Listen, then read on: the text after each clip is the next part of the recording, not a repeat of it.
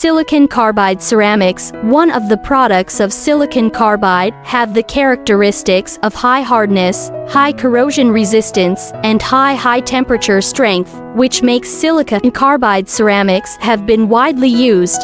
As a kind of heavy equipment, the safe operation of silicon carbide ball press should be kept in mind.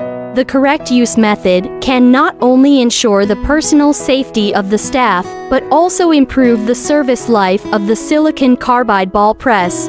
How to repair and maintain the silicon carbide ball press.